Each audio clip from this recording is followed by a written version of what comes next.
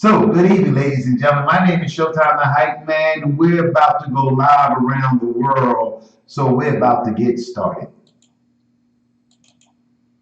Hi, this is Showtime the Hype Man on Philly Hot Radio. That's right, we have a brand new show from 12 to 2 p.m. from Monday to Friday, live on Philly Hot Radio. Call us at 484-477-6348.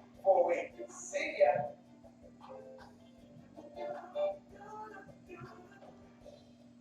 So, we're back. My name is Showtime the Hype Man. We are broadcasting live around the world. Before we get started on this day's show, it's important that we sit back, strap up, and hoping that everybody that's watching us for the first time, or maybe been watching this show has took off. And this is a 12 o'clock noon show where we're doing something that is different, where most radios and most podcast radio show have never done. What we are doing, we are giving people opportunity where you have never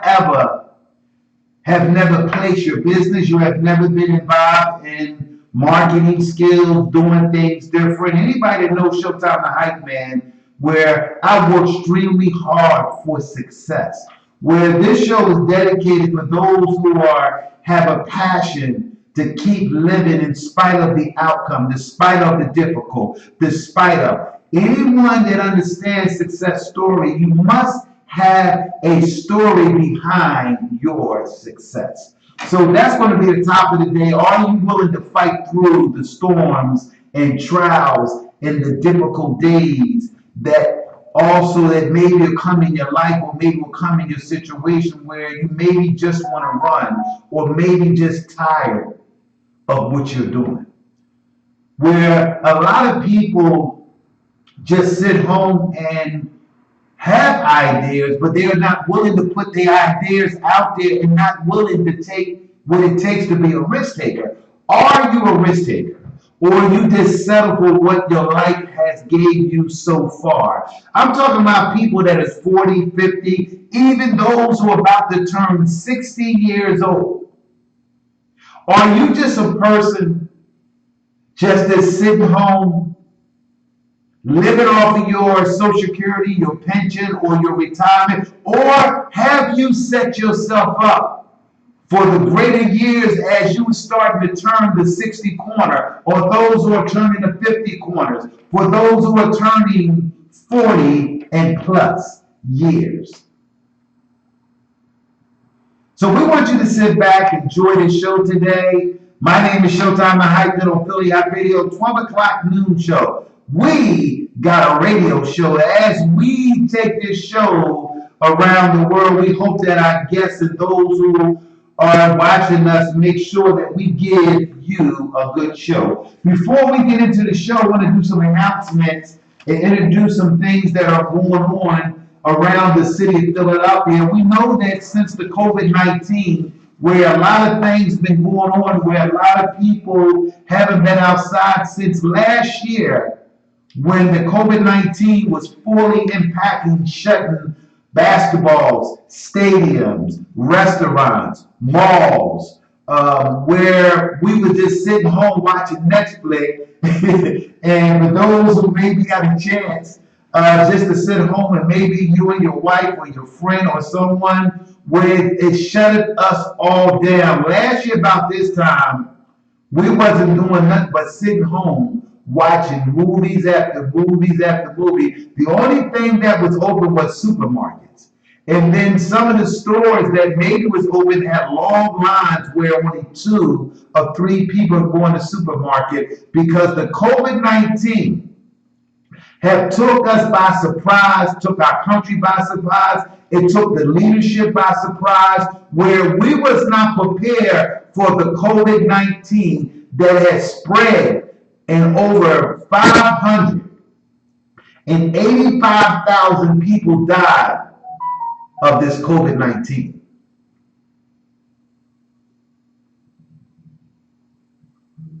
Over 1 million people has been affected in this COVID-19. For those who are black Afro-Americans down South Carolina, North Carolina, all down there where they did not have vaccines in some of the blue states where we don't even know the real story. For those who have never went to the hospital, those who maybe died, where they never put their numbers in the COVID-19 death, where we forgot about those who had cancer. We forgot about those who were still with diabetes. We forgot about those who had high blood pressure because of their high blood pressure that they was not their heart condition. We forgot about all the other disease. The COVID-19 has shut us down and it went worldwide last year about this time. Where now we're seeing that vaccines is available for kids, for middle class, for older senior citizens, even those who are 65 and over. A lot of people that maybe be sick was sick already before the COVID-19. What is your impact and what is your true feelings about the COVID-19 where those who are taking the COVID-19 vaccine and some people are still don't feel safe of taking this COVID-19 test. Where we're seeing people on some of the biggest news channels where some people have side effected with this COVID-19. I want to encourage people still take their COVID-19. I want to make that clear to my audience. It's important that you do it. It's a law by the President of the United States where they're setting up vaccines all across America, even in the black community, in the poorest community, the Latino community, that maybe was getting last. Where we were sitting home last year, didn't know when we was wearing masks, and we'll still continue to wear masks, and we'll still continue to wash our hands. We are still continuing the mode of being cautious because we don't want nobody else be affected, where you can take it home to someone that was this home minding their business and you went around the wrong people somewhere where young folks are getting the COVID-19, what they're seeing more young people coming to the hospital with the COVID-19. What do y'all think about that? Philly Hot Radio. Hello, it's me. Just making sure everything's going through. Oh, it's going to go through. We are live right now. My name is Showtime the Hype Man. Have a nice day. So, where we are truly blessed to do what we do today, I'm truly blessed to do what God has allowed me to do during the COVID-19, where God has placed me on a radio show where I have never thought that I'll be doing radio. I have never thought that I'll be doing what I'm doing live Monday to Friday. Matter of fact, I'm doing it 7 days a week now, where I'll be doing another broadcast radio station over in London, along with Philly Hot Radio. We are going over London, the WRS radio station. I'll be starting on April the 4th from 2 p.m. to 5 p.m. Over in London, I'll be on air from 7 p.m. to 2 p.m. Philly Hot Radio host Showtime the Hype Man will be broadcasting live overseas doing the R&B gospel show. I am so grateful what God has allowed me to go over in London, to be on the London air on the WRS radio station over in London, where I'll be broadcasting live over there from 7 p.m. to 10 p.m. That's over there. Over here in America, I will be going live from 2 p.m. to 5 o'clock p.m. Showtime the Hype Man got an R&B gospel radio show. I don't know what I'm doing, but I'm doing this show up. So we're going to get into some of the part of the show before I call back in. For those who haven't been in an old school concert since last year of 2020, where Xena Music Production present an old school. I want to make that clear to my audience, for those who are watching us. We're going to take it back like it's 1979, like we was at the Wynn Ballroom, or like we was at the Astro Disc, or like we was at the Hotel Philadelphia. We're going to take it back like we was at the Kim Graves, or we're going to take it back with old school music, those who are 50 or close to 60 years old when old school rap first came out, where we're going to be doing it, spinning the wheels, where DJ Big Brother going to light up the house. I don't know about y'all. You may have to bring your shoemaker to the dance floor because we're going to have live entertainment. Plus, we're going to go back into an old school show and dance. Remember up the Uptown where we could see groups for those who remember the Uptown, those who remember the Met, those who remember the casinos and other places where we used to go see live shows. Well, we're going to bring a little bit closer to you. So I want you to come a little closer because we're going to bring live show in a live old school dance at the Barber Hall at 1402 West Oxford Street. That's in Philadelphia, PA. You must be over 30 years old and dress to impress. For those who like to put on their latest style, their latest gears, we've been sitting around during the COVID-19. Some people got clothes they didn't wear yet because it wasn't nowhere to go. But because of the city of Philadelphia, where 50% and 75% in some places capacity, where things are opened up, where allow us to come to some shows. Ladies and gentlemen, I want to introduce y'all featuring guests at that location will be live. Ladies and gentlemen, from Philadelphia home, Touch a Class. Also will be there live. Will be Philly Destiny Band. Special guest, Corey Wilmington, a.k.a. and the King of Hooks. Along with, I told you, DJ Big Brother going to tear it down. And guess who hosting the show from Philly Hot Radio? Showtime, the hype man will be. Tickets only $20. Where you can go get a show. For those who are watching on Instagram, those who are watching me on Facebook, write that down. For those who are watching me on Facebook, I have tickets. Tickets are $20. You'll get a live band, a live DJ. You're getting true performance from Touch a Class, Destiny Philly Band, and Corey Wilmington, the King of Hooks. That's a show for $20. So for those who like to call me to get a ticket, the ticket's only $20. I only got about 20 tickets left. The show will sell out. For those who like to call Showtime, you can call me on Philly Hot Radio at 484-477-6348. Get your tickets. These tickets will sell out. We got one of the hottest, cheapest show for you to be at a live show for $20. You got your stimulus money, you can make it to this show. Also on Philly Hot Radio. For those who like to call up, this is the phone number, 484. We are broadcasting live on Philly Hot Radio. Also, this Friday night, live on Philly Hot Radio. Philly Hot Radio present the Buzzin' Cousin Show every Friday from 6 p.m. to 8 p.m. live on Philly Hot Radio. That's every Friday. That's an outstanding job. They are putting together a hell of a show, the Cuz and Buzzy Show. Also will be coming up, Let's Talk Guys versus Girls. That's on Sunday from 5 p.m. For those who like to tune in that show. Also, Wake Up, Rise Up.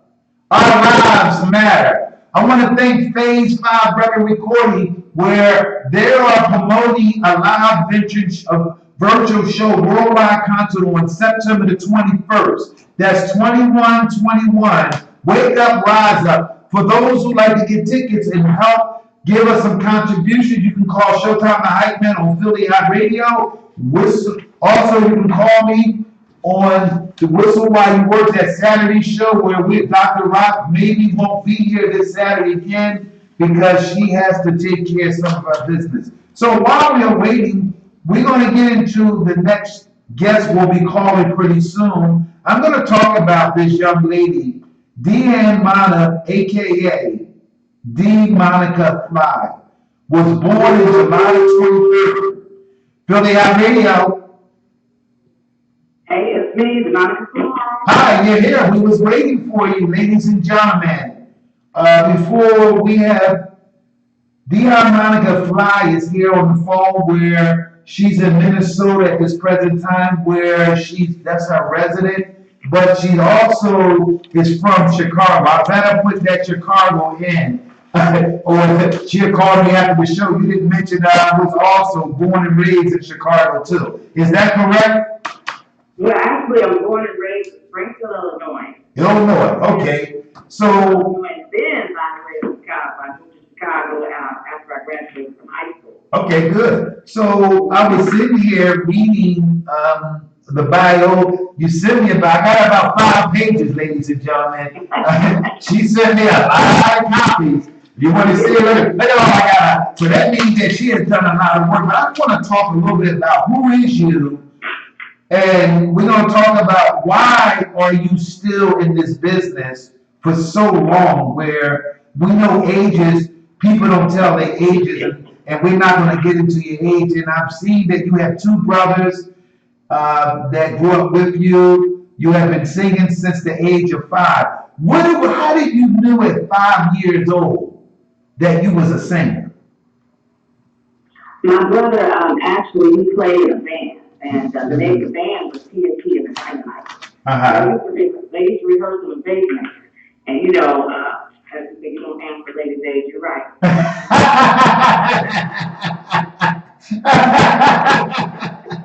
Oh, you funny. She started off all right. I told you I was going to have some fun here.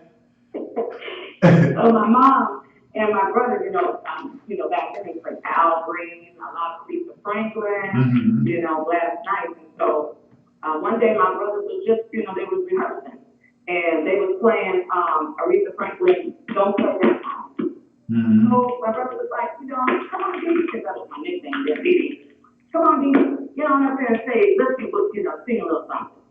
And man, I sung that song, and they just stopped, and they're like, oh my God, she can really sing, I couldn't believe I knew the words, and I was just really singing the song. And then on, every time they rehearsed, we always have me come in. And shortly after that, when I was in my first or second grade, I went to a Catholic school called Sacred Heart Academy. So, actually, it was Sacred Heart School, excuse me. And I performed at the state fair as a lead singer around the age 7. And, that's always all I wanted to do was sing. I used to look up, say, one day I'm going to be a movie star. I'm going to be like Greg, Franklin, and Barbara Streisand, and be an actress, Get Love, one of my favorite shows. And I just stand in the mirror with a brush and I would just act and sing. Well, I want to ask you also, I saw that you went to Hott School in Springfield where you sung a choir and you was the lead vocalist singing Sparrow. And what happened was that also I see that you did a lot of benefits where 2 and other girls performed. So when you and these 2 other girls were singing, did y'all come up with a group? I'm trying to think what the name of the group was. I can't remember. It's been so long ago. I was in 7th grade. Yeah. But I used to get in trouble all the time. Because coming in Catholic school, we had to sing in Latin. And I was always told to sing straight. You don't remember the 2 girls? You don't remember the 2 girls? No, I remember the girls. That was my cousin, Kiki, Early Bedford. Okay, you better make sure because they watching you and you didn't mention them. They look, somebody's doing a little sign on Facebook. I'm proud of you too, little sis. Okay, that's good. So we went at age 7. So where they were your 2 cousins. Everyone loved the song that you received. How did it feel to get a standing ovation? When at a young age where you got to be singing and people applaud you after you got sung. What is the feeling getting that? Was that a tone, set the tone for you in your career at the age of 15? I think that you was 15 years old when you received that. That's when you knew you was born to sing. Actually, I was younger than that. That's great. About 12. Cause you're 12 or 13, but Are you the type of girl put your age up when you see a nice looking handsome man, even though you can't touch him?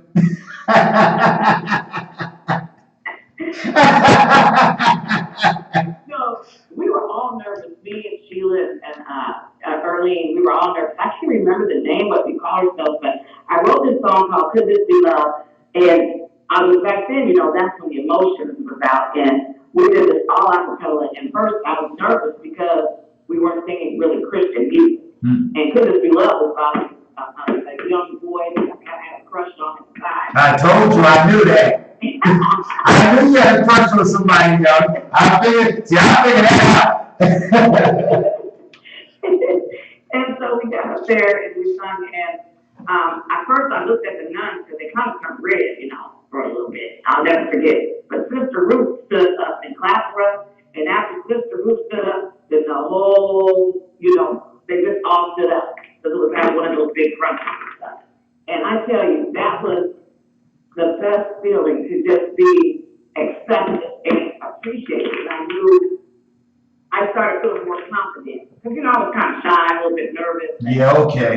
Yeah, you hear this, y'all? Y'all heard what she said? Got a last name there, Fly? Girl, you was Fly. Don't even hit that. You get a last name, Fly. You know what that means. That's off the check. You represent that name.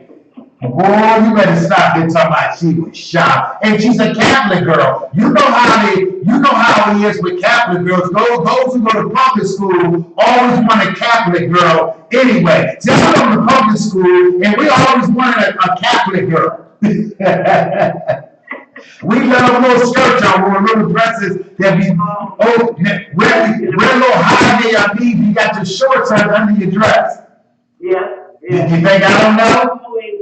Eccentric. I was always I'm not gonna say rebel, but I would always have like one red sock on and with one green sock. Matching the outfit. Yeah. I know where that came from.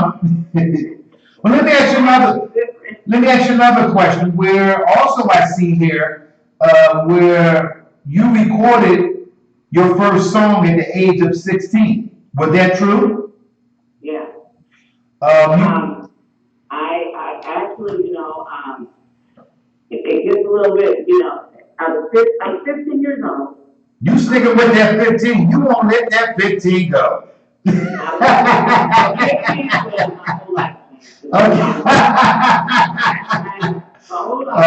funny. Yeah, I was a young mother. Okay. I was a young mother, and I'm on my own. I was emancipated minor. Because I'm adopted. Yes, I saw that. I saw that it was adopted. So I had to make income for my child and me. And so I hooked up with the very first band. I was with the big band gang. But in the process of that, I worked with a gentleman. His name is Art Carey. Art Carey, I see him. He had a band called Magnum Force. So to make a long story short, Art had me sing a duet with this gentleman. Roger Washington? No, Roger was not at that time. It was another gentleman I recorded with. Brian Perry. How about Brian Perry? That was later. So Art. Oh, Lord. Yeah, I've been recording for years. So my first song, "Why Won't You Be My Lover?" Why won't you be my lover? Wow. That was one of the first songs I recorded. And it was so weird. It was fun. But that was the first time I actually heard my voice. Like generally you're singing other people's music in a band, you're singing somebody else's stuff. But to actually recording original, hear your voice back in the day, everything was on reel to reel. I heard my voice back. And I was like, is that me? So that's another thing, like finding your voice and your glitch. And so everybody liked the song and received it really well. And so I continued on recording a lot more, not just with Arthur, but with Brian Pryor, Roger Washington, You know, I just did a lot of recording projects back then. Mm-hmm. And every year, we would actually perform at what we call the Black, White, and Blues Festival. Mm-hmm. Springfield's a small town, so it wasn't like a lot of black people then. You know, we all lived on the east side. But we had this festival called the Black, White, and Blues Festival where I performed at the age of 15 and 16, my very first time, Mm-hmm. in front of a large audience. And it was a lot of fun. I remember I started singing, one of my favorite songs was Mother's Finest, Love Changes. Yeah, mother finds, mother changes. Yeah, I see that. Where DeMonica recorded her first song at the age of 16, where in Springfield she produced it off the carry called Why Won't You Be My Love? And for those who are watching us around the world, we are live on YouTube channel, Facebook Live, Instagram. We got an outstanding guest. She's live on the phone right now, and we're going to be talking about her story, her journey, where she came from, and why was she still in the business. Where I want to ask you a question, a real personal question, if you don't mind, where I'm reading and about, we know that Monica Fly was adopted, and where did you ever recount with your mother? It took 38 years. And I'm a spiritual person. And I'm going to tell you, this is actually what happened. Mm-hmm. I found out I was adopted by the age of 10. And I had a very hurtful life with my mother who raised me, to make a long story short. It's okay. She believed, rumors started in my hometown that my father, who she was married to, not my biological father, was supposed to be my biological father by an Italian woman. Mm-hmm. She took that to the grave. And she treated me different once this rumor had started. And so I kept trying to find, where did Fly come from? Well, Fly is actually my biological name that was given to me at birth, which is Baby Monica Fly. Mm-hmm. And so I kept going, trying to find my mom. And what I did was I called every fly in the United States. And it was like, no, this is not her. Well, I happened to call this one number, and they were really rude to me. So I was like, something don't sound right. So 38 years later, when the internet came out, I was always on the TJ prayer line. Mm-hmm. And I kept saying, I don't know who I am. And I'm writing these songs. I wrote a song about my mother. And, not knowing my identity and all my nationalities, And so this particular day, I went on TJ's prayer line. This honestly what happened. I said, I'm an adoptee. I just feel lost. I don't feel complete. I don't feel like I'm accepted. I need to just find my mom just to even know something of where I came from in my bed. Mm-hmm. So after I went on the prayer line, literally, I was telling my sister Cherie, not my sister by blood, but she's my sister, And I was telling her, I was like, man, I got to find her. I just don't feel complete. I was crying all the time. So that particular day, I went under switchboard.com. The internet had just came out. I called a number, Fly. They answered the phone. I'm like, hi, my name is Deanne. That's my legal name. I'm an adoptee, and I was born in 1964, and I'm looking for my mom. So all of a sudden, the phone is quiet. And the guy says, wait a minute. He said, what is your name? So my name again. I said, but that wasn't my name given at birth. So my name was Monica. I've been trying to find my mom. He said, hold on one second. I said, please don't play with me. Because I've been in the process of looking for her for 38 years. I've had to meet people that acted like they were my mother. And they weren't my mom. So he says, I'm going to put you on hold. He jumps back on and says, you know what? Call back tomorrow at 7 o'clock. My sister had a daughter, but I don't know the whole details. But it was that year.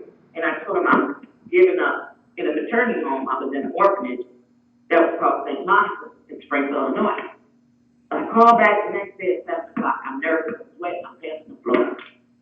And my best friend, who's from, he's from Pittsburgh, Chance Howard, he's a musician. He's like, call her back, because I was all nervous. I was like, yes, I was about to call. So big long story short, I pick up the phone, I call. This lady comes on the phone, she's like, yeah, I said, who are you? And I said, well, my name is Deanna, my name is Bertha. She said, why? She says, when was you born? I said, well, they say, I don't know if it's true, on July 23rd. She said, well, this lady lights candle every July 23rd at 5:23 a.m. She serves the daughter and told me that she's alive. What else do you know? I said, well, I do know that I'm biracial. No, before we went there, she just asked me if I was born in, St. John's Hospital. Monica Fly was my name, but on my birth certificate just says Monica. And basically how I've just been looking for all my life. She said, hold on, one second. He put her on the phone, that was my aunt. Sherry, it's her. It's her. It's her daughter. Like, I believe this is your daughter. So she gets on the phone and she's asking me all these questions. And she says, well, you sound so proper. I'm trying to be funny, but you sound white. And I said, well, no, I'm black, but I'm biracial. But I'm black. My family's black. I'm black. I'm African American. That's correct. Like, oh my God, it's her. And so that she was only 16. It was not an exception to have a black man's child back in the day. And basically, she was forced to give her adoption. Yeah. So immediately, she said, can we meet you? I said, well, yeah, but I got to figure out, how to do the money. To make a long story short, my very best friend, one of my very best friends, Chance, he said, look, man, I got frequent flyers from traveling to Prince. You're going to go on my frequent flyer plan. You're going to go see them. And when I got on the plane, Chance sat down on the plane, and I landed in St. Louis, I met my two sisters. And it was so weird because one got blonde hair and blue eyes, and the other one's kind of a darker tone, who looked like me. And when I met my mother, I immediately knew it was her because she liked big earrings like I do, and all these bracelets because I like jewelry. It was just a trip to kind of meet this woman that I've been waiting to meet all my life.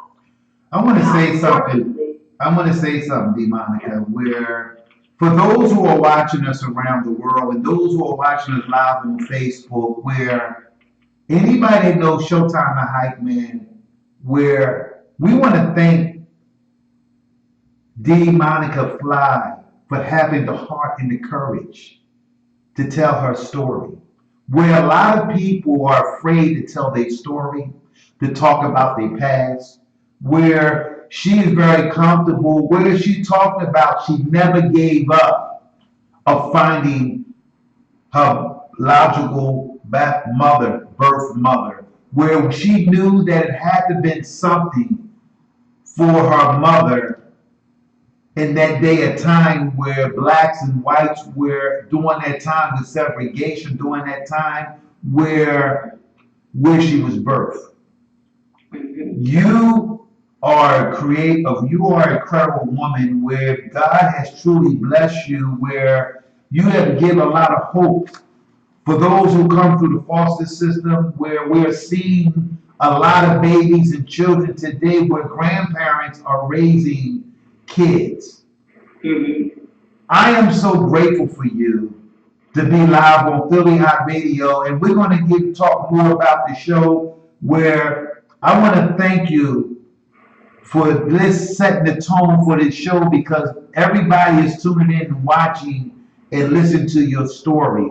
I tell people all the time, where a great storyteller is a great avenue of success, where half of y'all couldn't even go through what this lady went through. You are my hero, D. Monica Fly.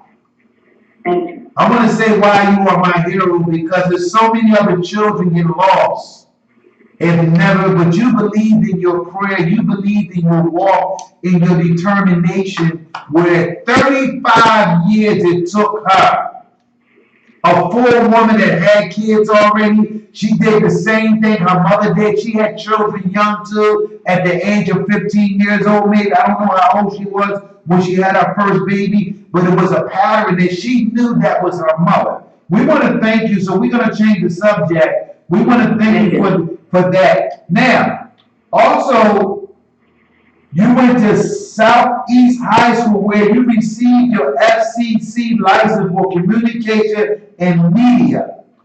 And also, DeMonica had co-hosted a few shows in Springfield radio station WSSR.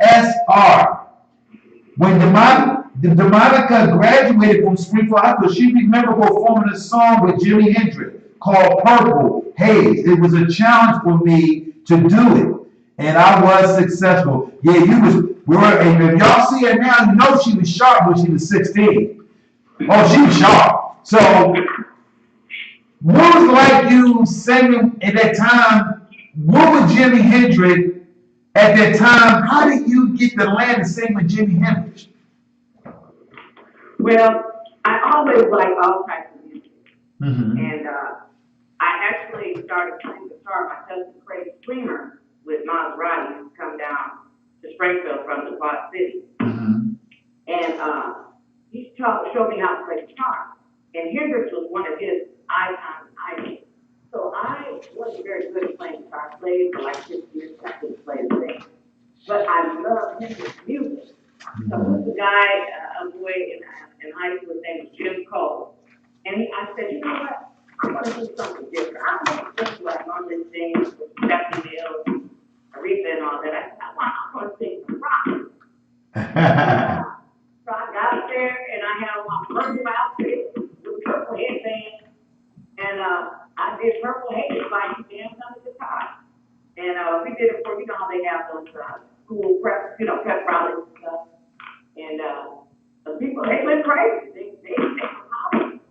So when I came out, I was nervous. I said, oh, they're going to say something bad, Here she is singing some rock music, crazy stuff. But actually, a lot of our people, they accepted rock. That's when people were like, you know what? I was scared to say I like rock because I'm black and George Clinton and that, all the songs back then, and but I admire you because you came out of a woman singing a man's song, and you did it as a young girl, and so it was fun. So I had fun. It was great. So let me ask you a question. What is the difference where you came up in the music business, where we see different style, where we ran across about 30 or 40 years, rap has took over the voices of some of our young black children, where we was truly singers and musicians, where we're not used to seeing young musicians and young singers using the voice cord of their voice, but rap has took over the last 40 years, where we're starting to see a big change in the industry, where music's about to change, where we want to play a selected one of your songs, where I'm going to play one of your songs. For those who are watching us, I'm going to play one of her songs called Getting in Line. Can you talk about Getting in Line before I play this song? Okay, well, Get in Line is an emotional song. Actually, to be honest, Amber Ann Love started the first part of the song. She's a singer here in Minnesota, alternative rock singer, and she wrote the first part of the song. And at the time, my son was in a very bad car accident where he almost died. And so to make a long story short, he made a bad decision under the influence of alcohol. And through my personal life, I've seen through family members that was dealing with addiction. And so the song is actually about opiates and alcohol. And so it's about a person, dealing with the demons of addiction. Like, man, one day, I take this and I try to numb the pain of what I'm going through in life. And so it's your inner self fighting within yourself saying, I got to stop. I got to get myself in line. I got to love being with this drug now and give myself together. So it's a battle with the subconscious self and the addiction. And so in the end of the song, I'm letting everyone know it's not just a black thing that you may see a black person doing this. It's a black, white, native, Hispanic, every culture type of thing that people are dealing with now. So that's what the song is about. And I'm working on the video as we speak. That's very intense. But it's a message about being addiction to opiates and alcohol. Well, I'm going to play this song. For those who are watching us around the world, this is a song that she recorded where she talked about drug addiction, where a lot of us have ran across drug addiction in our family, where drug addiction is the number one cause of some babies getting produced where mentally stirred, where we're seeing some of our children that are been where both parents maybe was doing something of drugs where it affects the children when the children come out the mother womb. This song is dedicated for those who are on alcohol or any other subject that you can relate to somebody dying from an overdose or even being suicide because of a drug addiction. Get in line.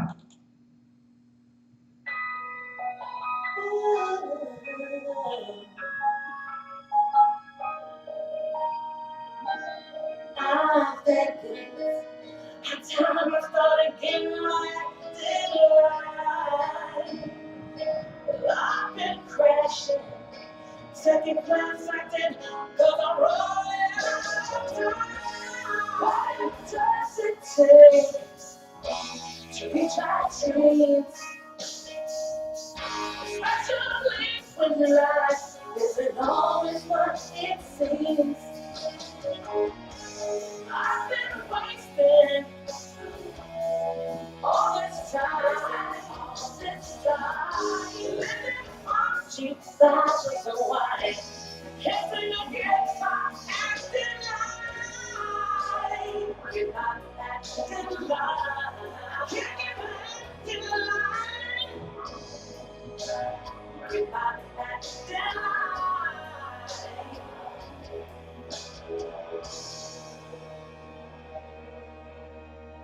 Cause it's taking years fighting for this moment of peace. The demons are getting evicted. I swear I'm breaking their leaves. What does it take to reach our dreams?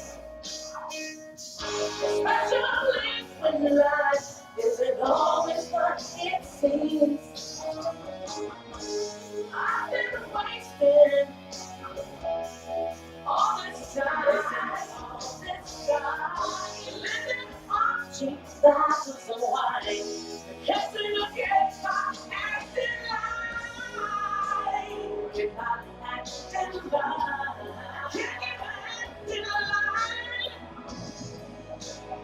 You're not acting right. Can't get my acting right. I'm delusional. Confusing now, misusing now. I can't get my acting right. I can't get my acting right.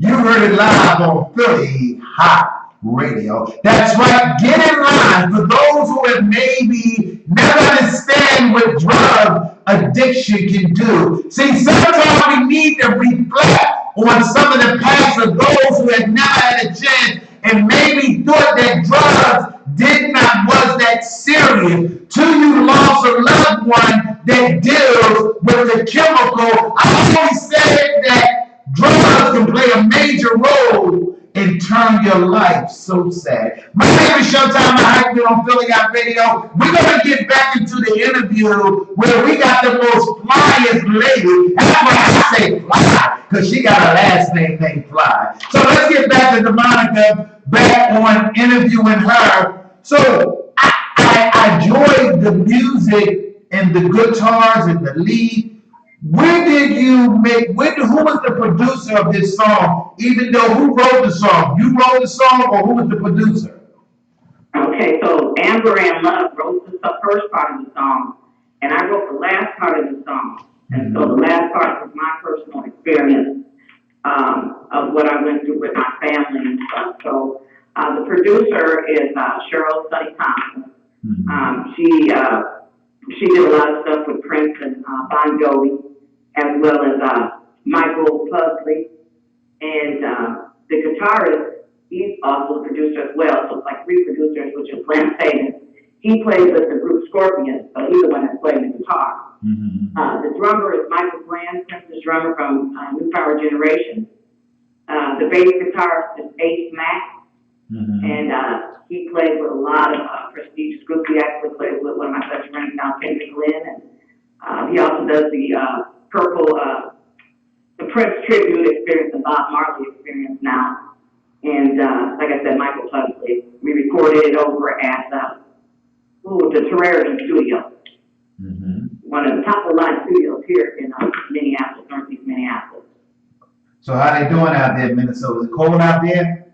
Today actually is not so bad. You know, Monday it was 70 degrees, and unfortunately it went all the way down to like 30. Wow. You never know, Minnesota can be 70 one day, the next day 30 degrees. You're like, what the heck?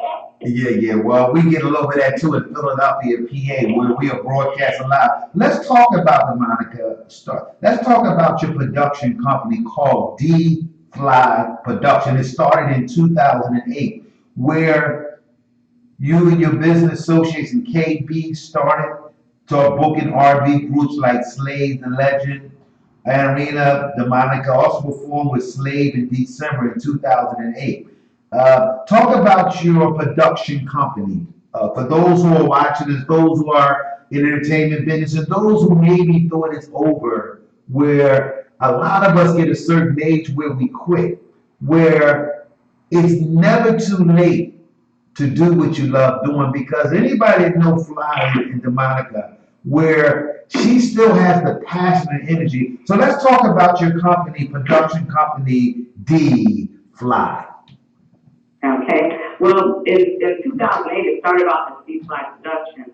That was my previous business partner, but yeah, we had the group Slave at the time from Kenny Marcellus with Unchained Productions. That's out of Chicago. And there's a club here. She's like my mother that's deceased, and I'm doing a special on her this month, which is Arnella Allen. She's the only black-owned club and owned by an African-American woman. And I started doing shows there. My company now is called Deep Fly Entertainment. And so what we do in Arnella's club, I would have shows where I feature any artist, and I would have what they call a separate show. So like on Sundays, I would have a separate show, and then I would have a show where I was with a band called Jam Factory at the time. And Arnella was like the place where like the Apollo is. Or, you know, Philly, you guys are known for your music, just as well as Minnesota. So it was a place where black people, we could get together and you know, just groove. It was just a club experience. Unfortunately, we lost the club because Miss Arnella passed from cancer. I tried very hard to save the club. I mean, I really posted it on Facebook. I might have 21,000 views trying to get somebody in our community to save the club, but we lost the club. So, unfortunately, we lost the club. So what we've been doing basically before the pandemic happened is to rent out like different, you know, places to have live music. Or we'll play at other clubs. The only thing about here is certain clubs we can't play the R&B music that we want to play. Like what I'm saying is, when I play at certain clubs with my friends, and my flying friends at other levels, sometimes we have to do crossover music. But sometimes we want to go there like with real soul music, like Betty Wright, or you know what I mean. We want to play around. There's the other audience is not used to that music. So what I'm working on now, my dream is to one day have my own club, but in the process itself then is just rent out different banquet halls and different halls to have events so people can still come out, hear the music that we do, and so we can fellowship. I call it fellowship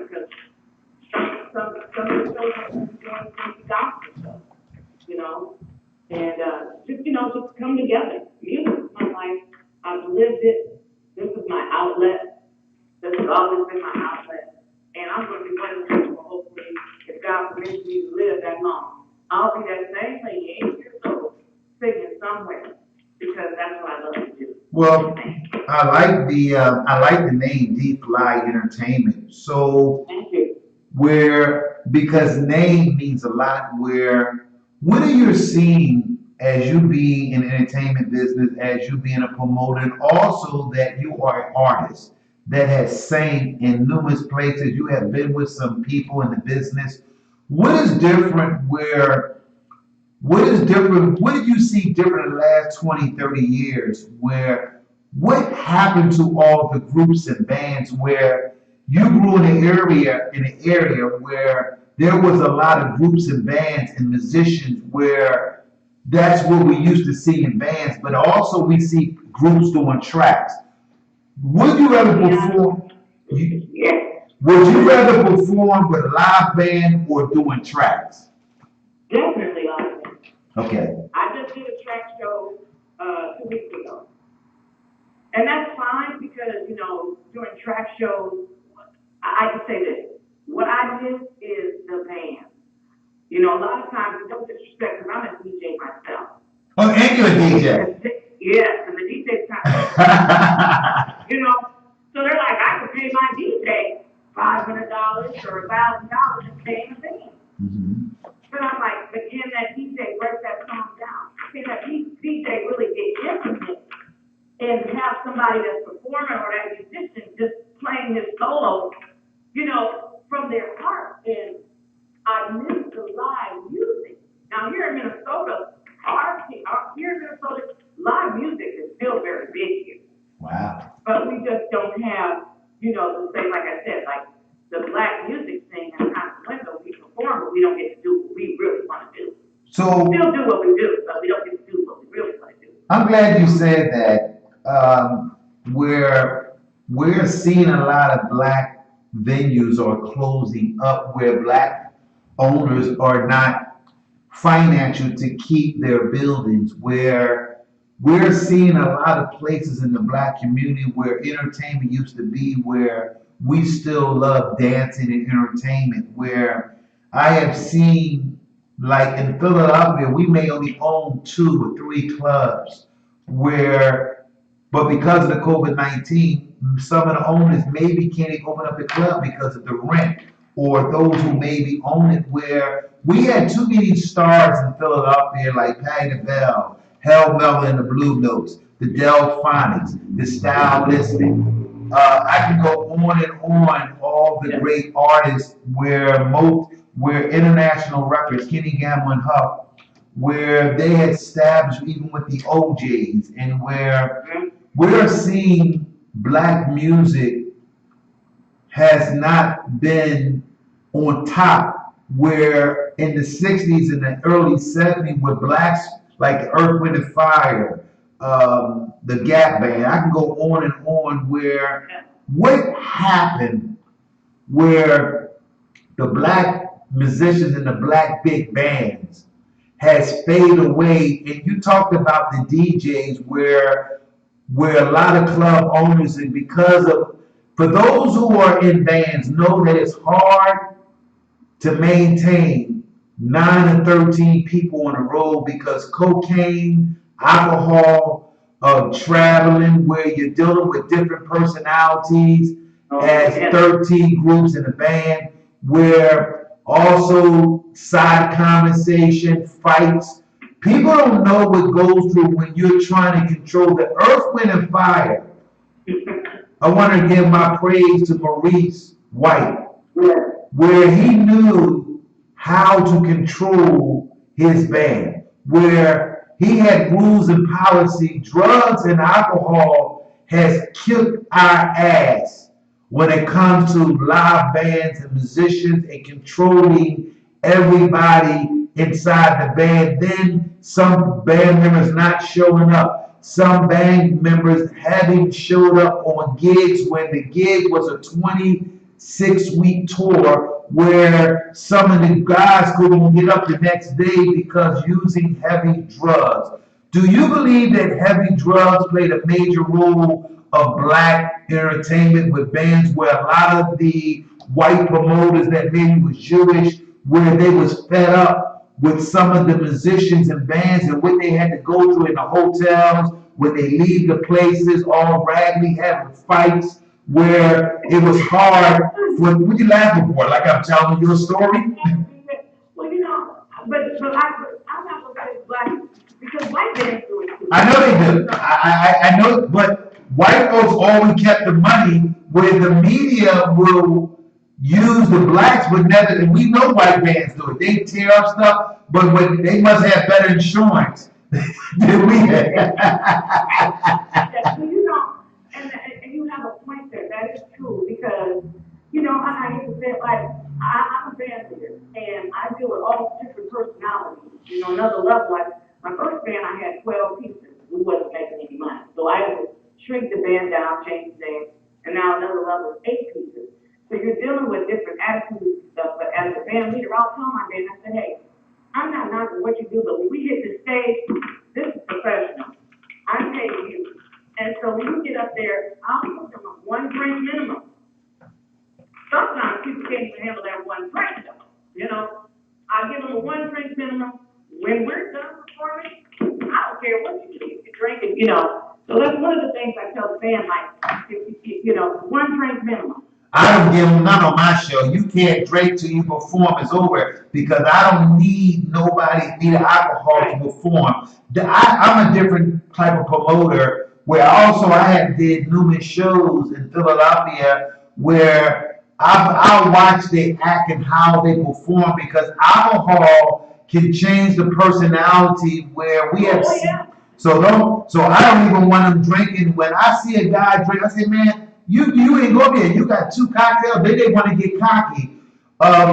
Then they think they're wise musicians and those who are repeating other group songs think they're the real group. Can you explain to me and our audience around the world when you got all these groups pretending that they're somebody else's group and they got an attitude like they're the real groups?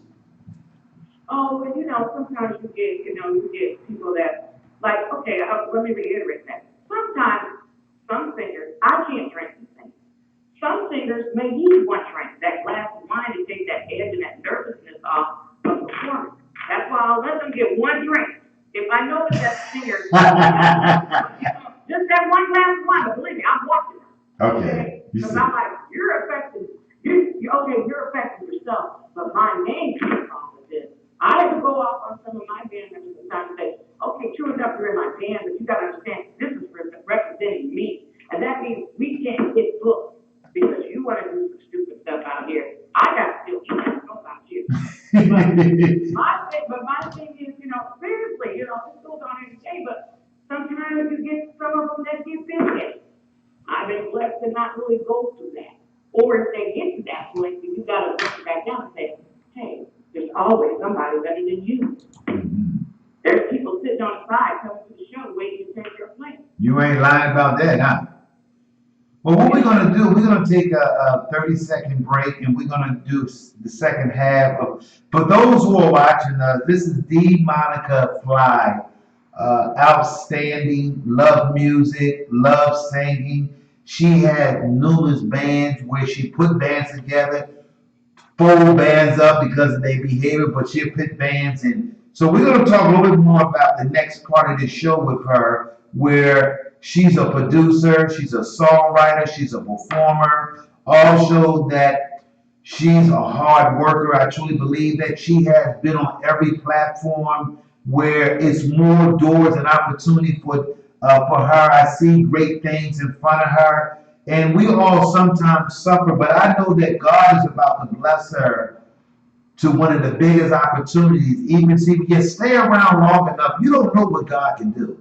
Where she has stayed around long enough, and Showtime the Hype Man, nobody know how I met her. All I know, I saw the inbox. But we're going to get into the show that she's doing in Philadelphia with my friend and my brother, SL Digital Media Podcast, Scarfo. We're going to talk about how they do it, what they're doing on the show. And we're going to do a 30-second commercial break to give her enough time to get some water. We're about to go live around the world.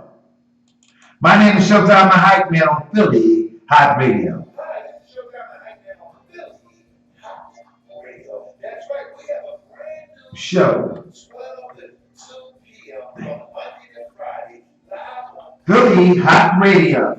Call us. 484-477-6348. We are live. See ya. My name is Showtime the Hype Man on Philly Hot Radio. We are broadcast around the world. We got people watching us in London, UK, South Africa, Canada, Los Angeles, South Carolina, North Carolina, Texas, Boston. We want to give a shout out to Detroit, St. Louis, and Chicago is in the house. So we want to thank all our listeners and those who are watching.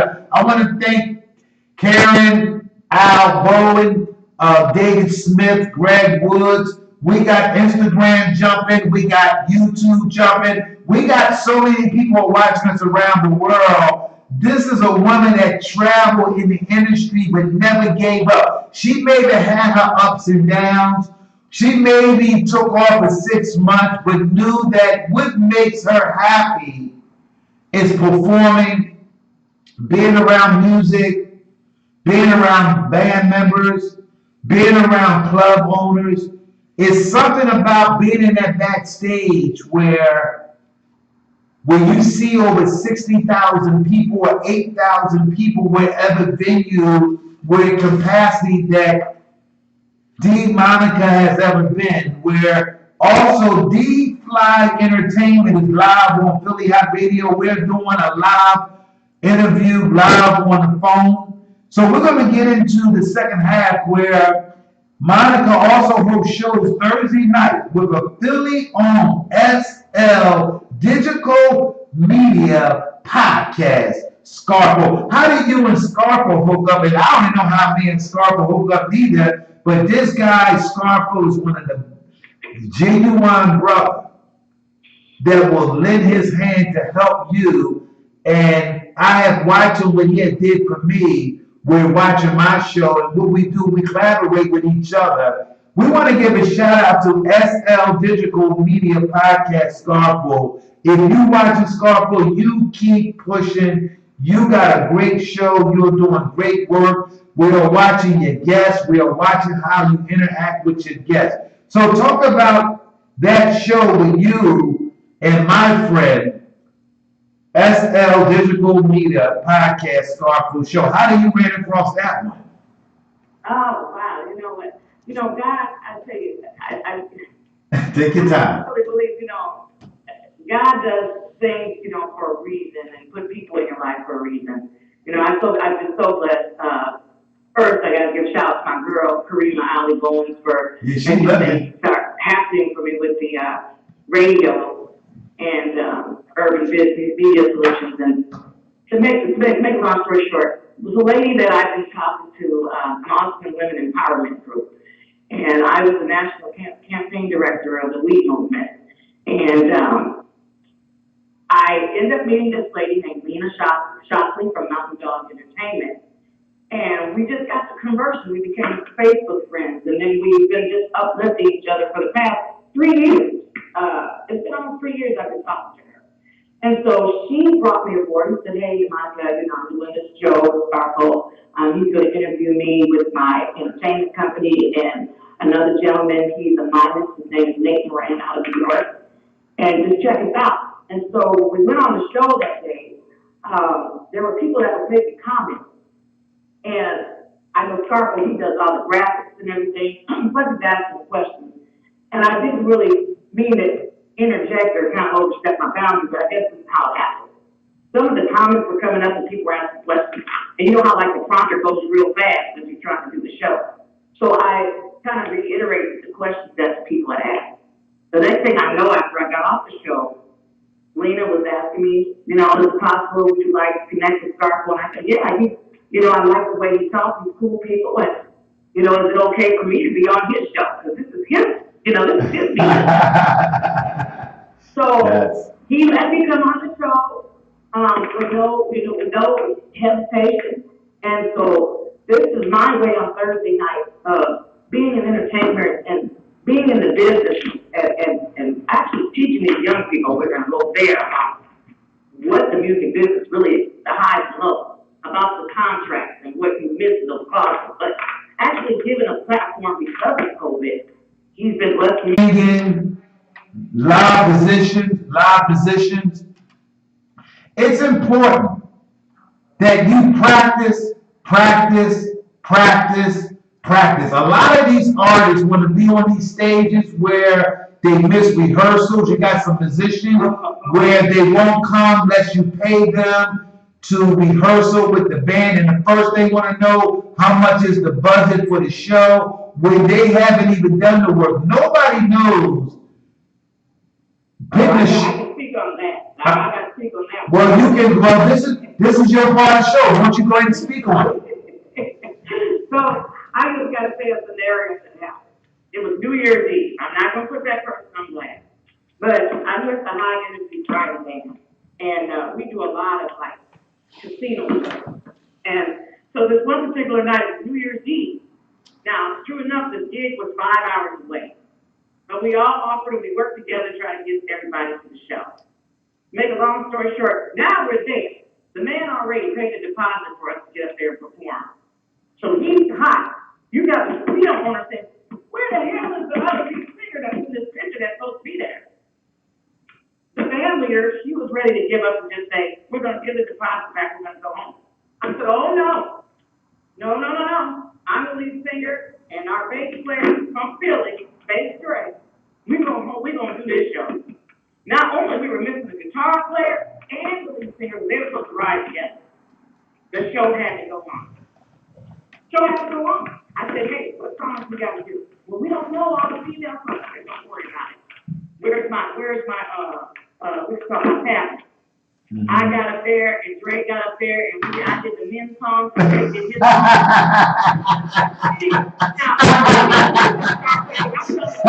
She said I did the men's song and the girls song. She said, you funny. I'm singing Earth, Wind, and Fire, okay? Shining Star, okay? I'm singing. You're a shining star, no matter who you are. I'm like, we're gonna get this money. That's right. That's right. That's why your name is Fly Entertainment. Get that money. I got up there, we got up there, and she was like, it's gonna work. I said, trust me, it's gonna work. We're gonna do this. Bass string, this song, you hit this high note, I'll do a low note. We do harmonies. I'm like coordinating harmonies, choreograph, tell the keyboard player, you know what, I know you used to play the chords and stuff. I need you to fill in with the guitar player. So they don't miss that. Bobby Caldwell, super love, we don't miss those chords there. I need you to play that. So now you got double duty. It's time to get that show going. Now, had I would have listened to her, we would have been, I didn't want to say the word, but butt out, say that way, with no money. But the show went on, and not only did the show go really good, we got asked to come back again. Now, unfortunately, the pandemic came, so New Year's Eve is one of the highest paid gigs. Anybody that's in bands will tell you, New Year's Eve is the highest paid gig that you've ever had. Wow. So, yes. So when you miss a New Year's Eve gig, it hurts the musicians immensely because that's one of our highest paid gigs of all time. So with COVID, there was no New Year's Eve gig this year. So as artists, what do we have to do? Well, first of all, like I tell artists, as you mentioned, a lot of people say, well, I'm used to making $1,000 and I expect to have $1,000 when I get on stage and sing. You know what I tell them? I keep it 100 if you don't own the building. Wow. So if you want to step up on that stage, you're going to have to sacrifice. What do you have to do as an artist to still maintain that? Well, we can't give you $1,000. Maybe we can give you $300. Yes, that's a big drop. What can you do? Well, you got to think about marketing. There you go. Come on. Put in all this money, you got to market yourself. Nobody knows you from Joe Blow.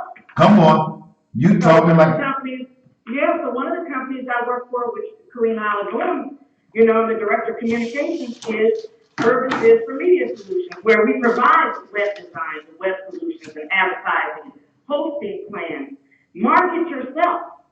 Because anybody can just give it to you anymore. I'm glad you say that. Everybody's watching right now. Yeah, because we get a lot of groups where you put them on your show where you get flyers made. I go back and check. I want to thank Eric Williams for that. Someone said they continue to walk by faith, not by sight. God will reward those who diligently speak in Him. I will be following, supporting you. Stay encouraged. I want to talk about the purple. For those who know that D. Monica fly. Yes, she's fly too, y'all. I'm telling you. She got a smile. She got that, still got that pretty hair, hers, where she has never gave up. The purple that Prince left behind is about the music history of Minnesota sounds. D. Monica believed in giving back to the community. She donates a lot of her time in the community and promoting music benefits, event planning, to speaking engagement about prison reform. She also speaks in the community about domestic abuse and guns and violence. She worked on her nonprofit organization. I love me, I love me. You know that in Philadelphia we have a lot of gun violence where over 135 people been killed. Last year during the COVID-19, 499 mostly men's, black young men has been shot in the city of Philadelphia. We got a serious problem in the city of Philadelphia where we're trying to put together a virtual worldwide concert of music where a whole world over in South Africa, UK, London, all of them, but seem like Philadelphia where they don't want to engage some of the groups and some of them think they're too cute to perform. And what the first thing they ask you to do a fundraiser, they ask you how much is the budget for the bands. When these musicians ain't nobody knows them, where you got a lot of these Philadelphia artists where they think they're too cute to come on my show, where these groups are groups that are dead. They are not here no more, but they are carrying the name, but they so think they uppity. And Philadelphia is losing the music, the sound, because nobody got a passion to hustle, but they want to charge you $1,500 or $2,500 where they can't even sell. They got a 7-piece band when they can't even sell but one ticket out the whole 7-piece band. What is going on with Philadelphia where some of these groups act like they're bigger than somebody, where they're most of them over 60 or 70 years old, still singing the groups that are not here no more, but they are carrying their legacy name.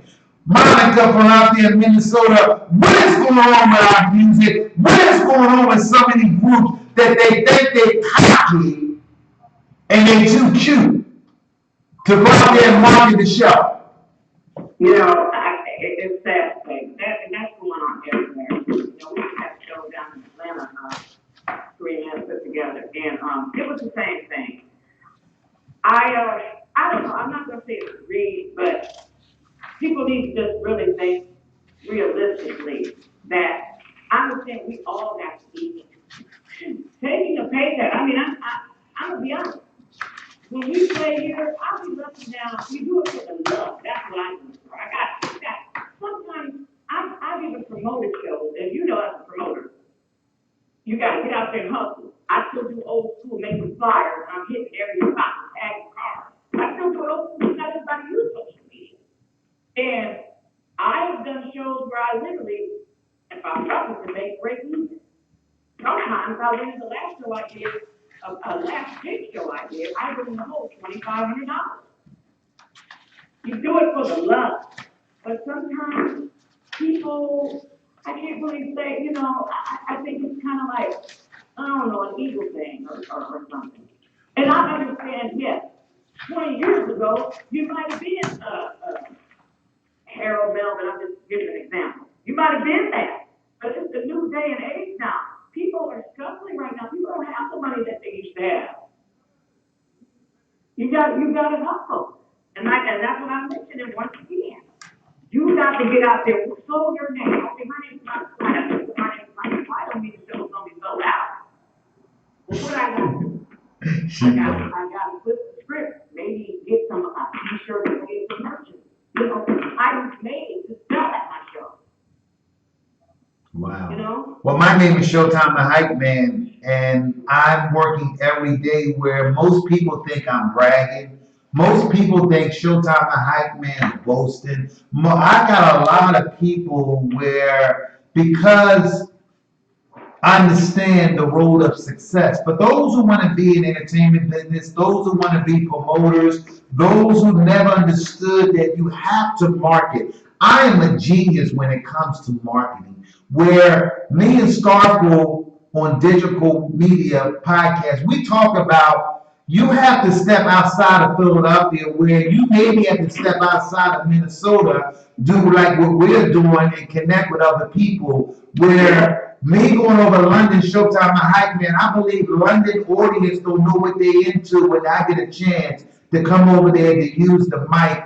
When God has gave me a gift, I'm not a singer, but I got a voice for the radio station. I got a voice for all those who are producers, promoters. I am the guy who can go to every city and go on your radio station and pump this show up to get people to want to buy a ticket. I understand the value of promoting, where most of all our big promoters like Tyler Perry, Russell Simmons, and those who maybe done shows early on when they lost millions and millions and millions of money, but they didn't give up. See, what happened was, anybody that knows my sister, I'm going to call her my sister. Anybody that knows my sister, D. Monica Fly, she's not giving up. She had been through some wars. She had been through some difficult days. But she got a little spark in her. I don't know where she found this new energy to do what she does. But before we close this interview with her, I want to read a little bit, that I'm going to do a last comment and allow her to take this show off, where the D. Monica is currently looking for sponsors to assist with her dream and to give back and help our musical community. She said, this what D. Monica Fly said. I'm talking about D. Monica Fly. You heard it live on Philly Hot Radio, 12 o'clock noon show, broadcast around the world. That's why we are broadcast around the world, the global. If you don't understand what I just said, if I wish I can read her whole bio, she gave me about 6 pages. But what I did was I tried my best. I tried my best to give y'all who is D. Monica Fly. She said, this is one of her quotations. She says, with God, see, when you're pregnant, see, some of y'all might need good, orderly direction. See, if you're with D.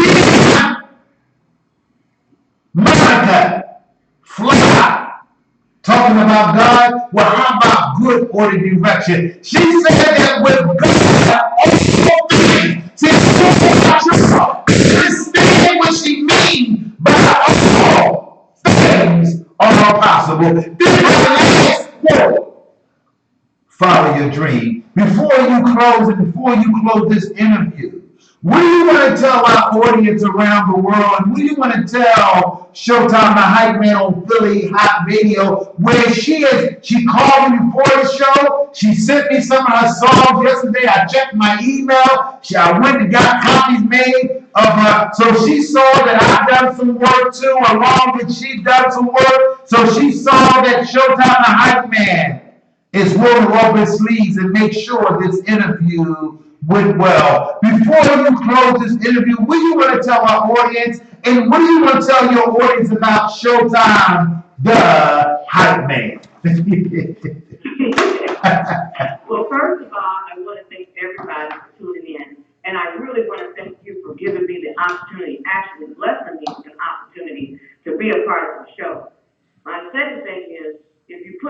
first.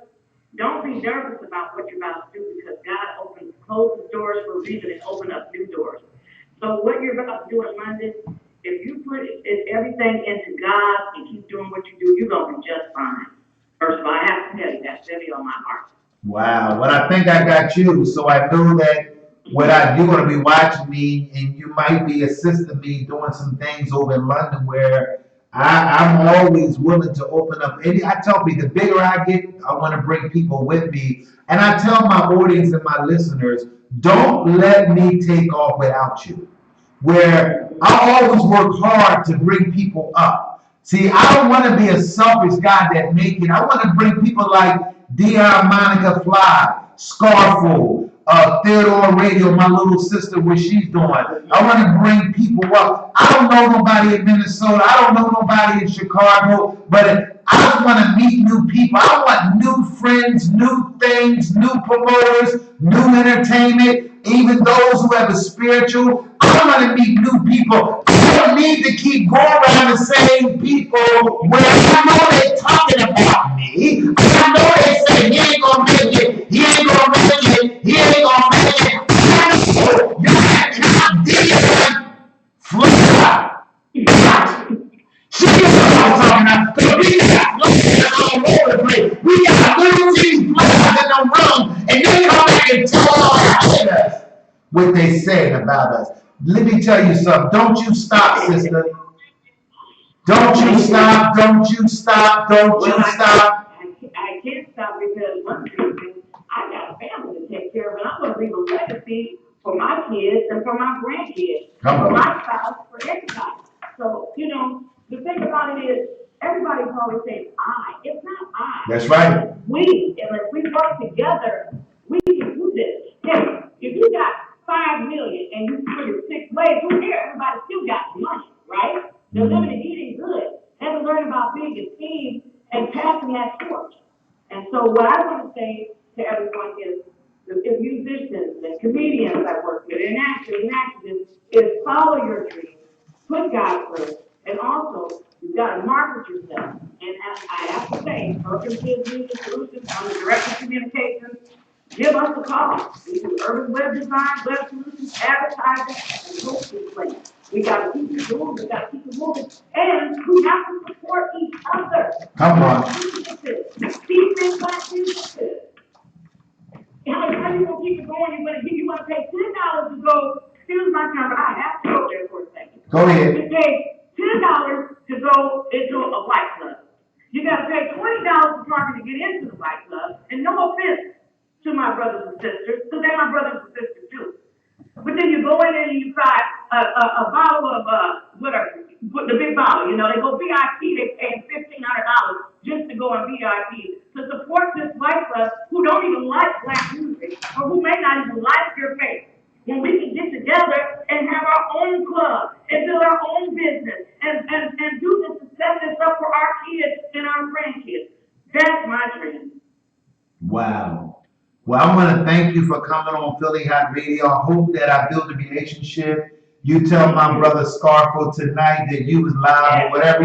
You tell him that I didn't know with the interview. This was a great interview. God bless you. You continue anything. If you need me for anything, Showtime the Hype Man will be there for you.